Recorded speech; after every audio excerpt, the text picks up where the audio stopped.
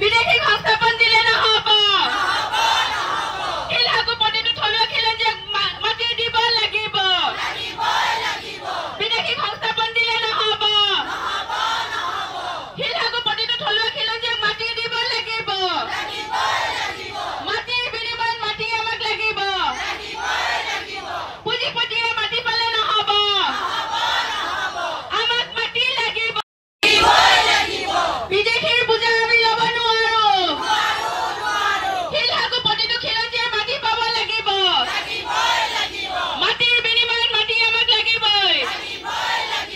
কোনো বাংলাদেশীক আমি স্বীকাৰ কৰিব নোৱাৰো আমাক মাটি লাগিবই আদানী আম্বানীয়ে মাটি পালে নহব শিলহাকু প্ৰতিটো পৰিয়ালে মাটি পাব লাগিব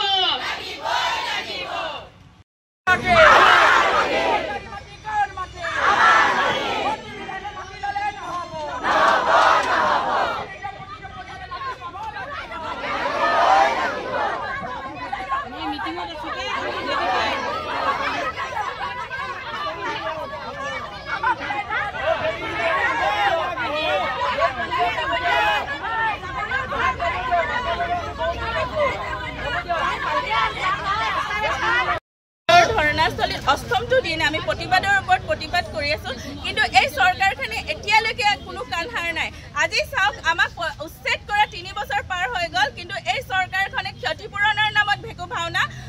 আমাক সংস্থাপনৰ কাৰণে কোনো ধৰণে চিন্তা কৰা নাই কিন্তু আজি 70 লাখ বিদেশী হিন্দু বাংলাদেশীক তেওঁলোকে সংস্থাপন দিবৰ কাৰণে যোগাৰ চলাইছে কিন্তু আজি শিলহাকুত থকা প্ৰতিটো পৰিয়ালে খিলঞ্জীয়া বুলি আমি বাৰে বাৰে কৈ আছো কিন্তু আমাৰ খিলঞ্জীয়াৰ কথা চিন্তা কৰিব বিচৰা নাই এই চৰকাৰখনে আনকি আমাক বেদখলকাৰী সজাই আমাক উচ্ছেদ কৰিলে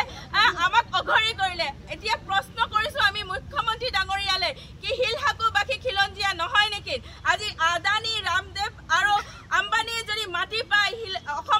অসমৰ ভূমিত আমিতো এখন অসমৰে তেতিয়াহ'লে আমাক কিয় সংস্থাপন দিব নোৱাৰে আজি আমি এই বন্তি প্ৰজ্বলনেৰে আজি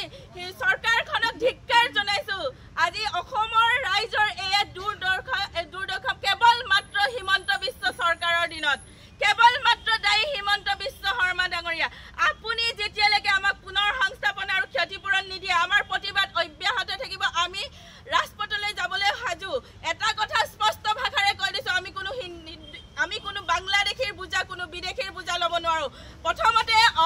প্ৰথমতে ভাৰতৰ মানুহৰ কথা চিন্তা কৰক প্ৰথমতে আমাক সংস্থাপন দিয়ক তাৰ পাছত আমি চিন্তা কৰিম আমি বিদেশী সংস্থাপন কৰিব লাগিব নে নালাগিব আপোনাৰ দায়িত্ব হৈছে কাৰণ ৰাইজে আপোনাক জিকাইছে আৰু ৰাইজৰ কথা আপুনি শুনিবই লাগিব